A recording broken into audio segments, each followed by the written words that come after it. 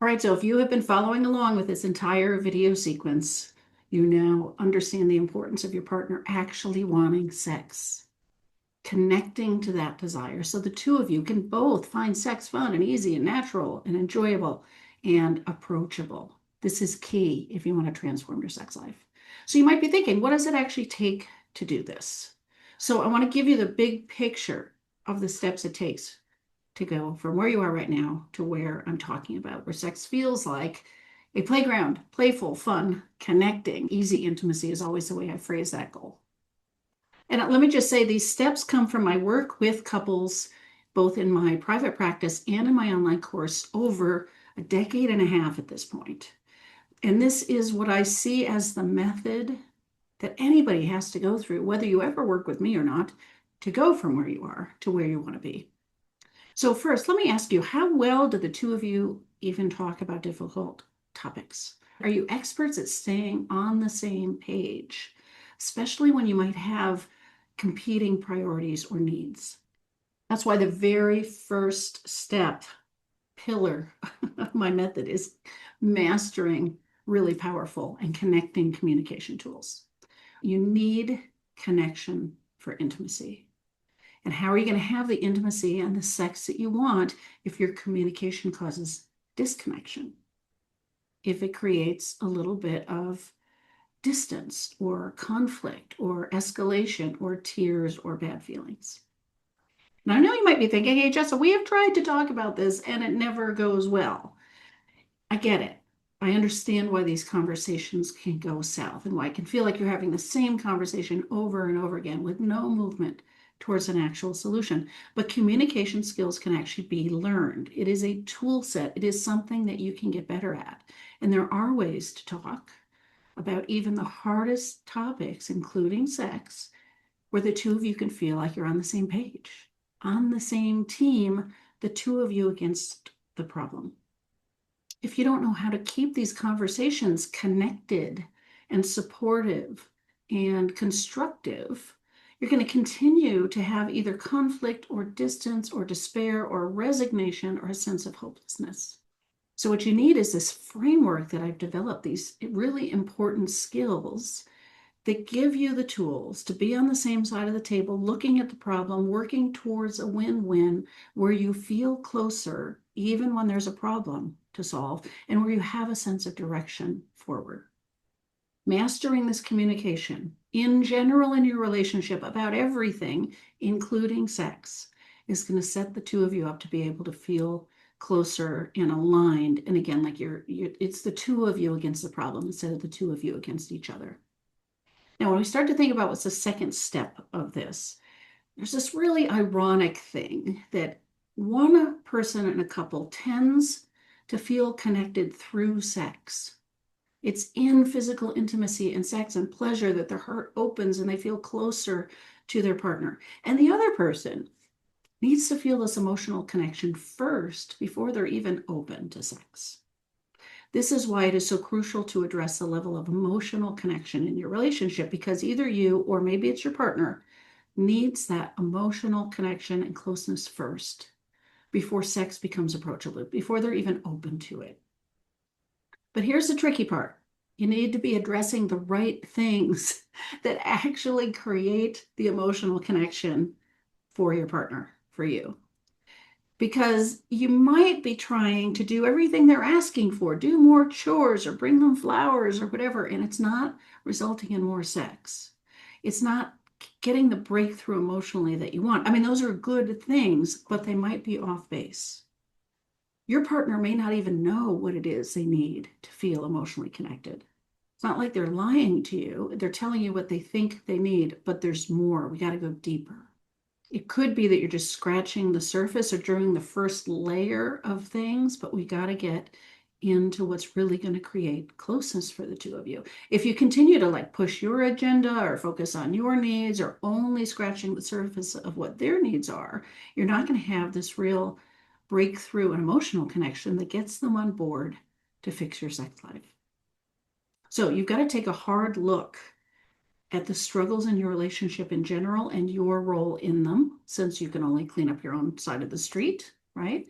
You've got to learn to function well as a team. You've got to be doing the things that put money in the relationship bank that give your relationship connection and resilience.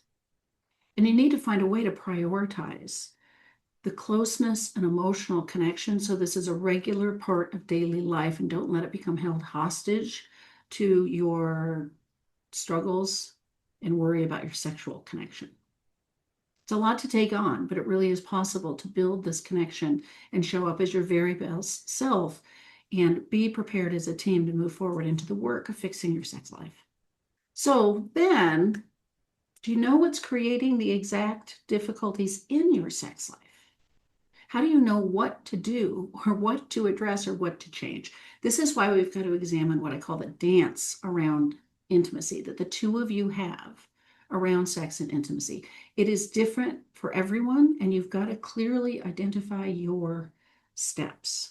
Because if you can go in with an understanding of what's happening and what your role is and what you can change, well, first of all, there's hope. This is not just happening to you, and it's not just hopeless. You actually have a lot of agency and power to make things differently when you change your steps.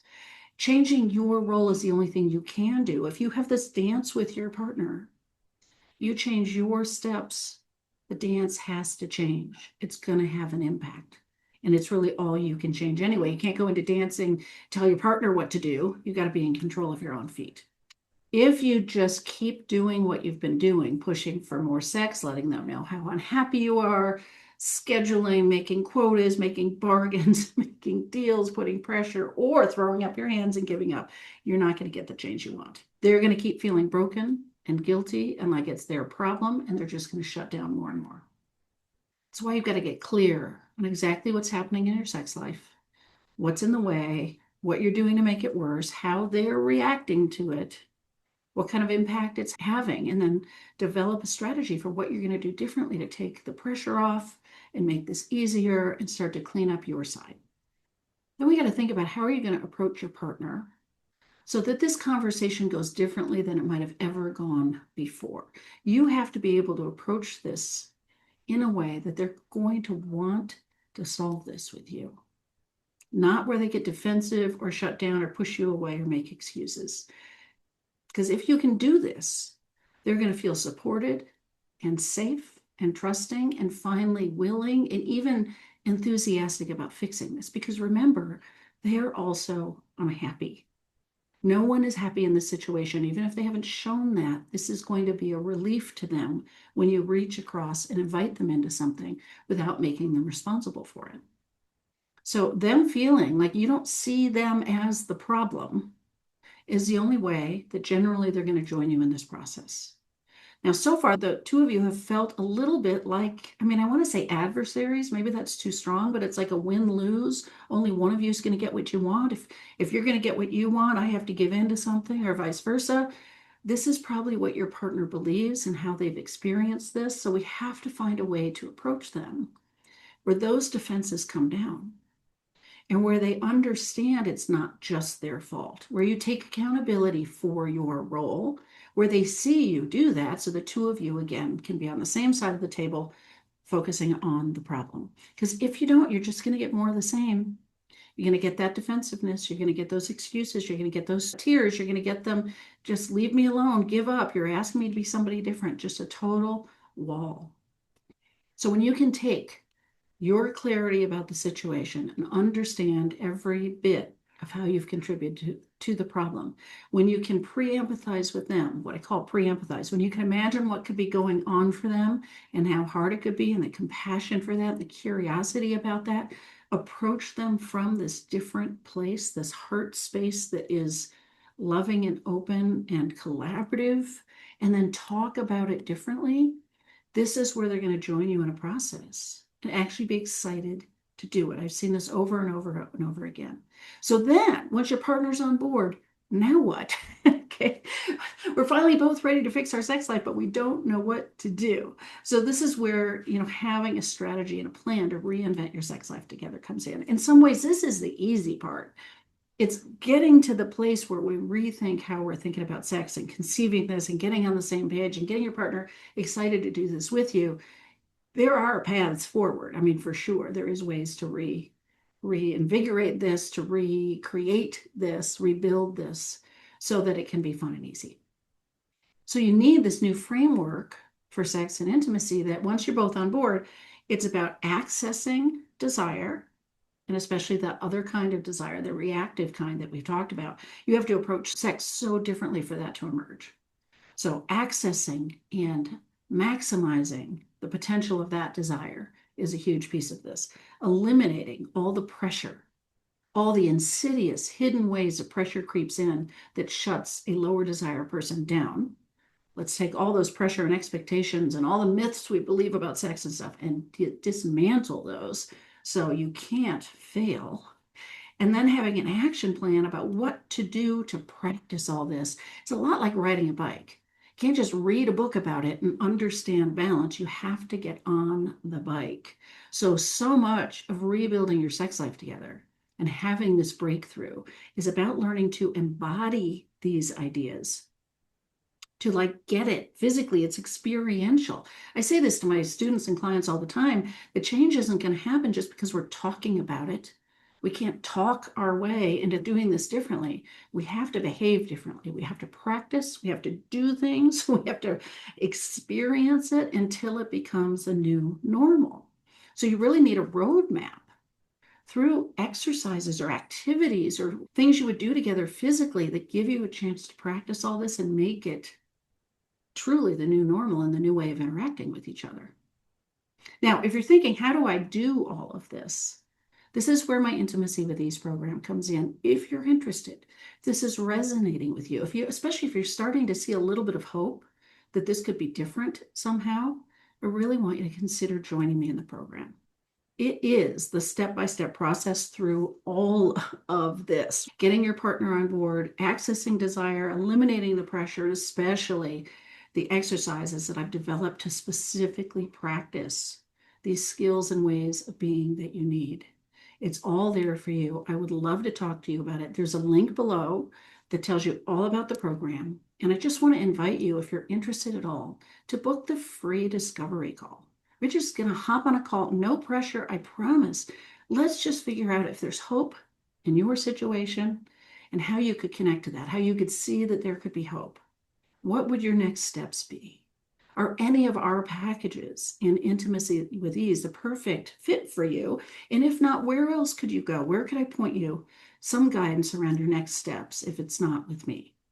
I'd love to see you on that call. Truly, I would love to encourage you to start to deal with your sex life. Again, with me or with anybody else, start to do it so there's no more suffering, no more disconnection, no more heartbreak, no more distance that you can feel in between the two of you that really doesn't need to be there.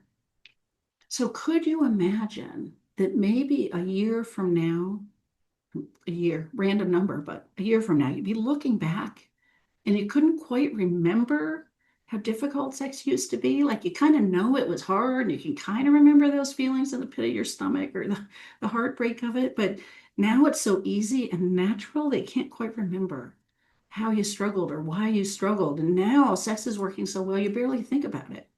I mean, you're just enjoying it. It's a great part of your relationship and it doesn't take a lot of brain space. And it's not eroding or overshadowing all the parts of your relationship that already work so well. This is a fun, easy part of your life together. A sex scene comes on TV and you actually smile at each other instead of that weird, awkward cringe that maybe you have felt at this point. This is what I want for you. I truly don't want people suffering, needlessly suffering with this any longer. No matter how long it's been, there's a path forward. And maybe the best time to do this was 20 years ago, but the next best time is now. Save yourself the heartbreak, connect with your partner, take the lead towards making this better so the two of you can just get on with your life and enjoy it. Thanks for being with me. I hope this is helpful. And again, please book a discovery call if you're at all interested in talking about Intimacy with Ease.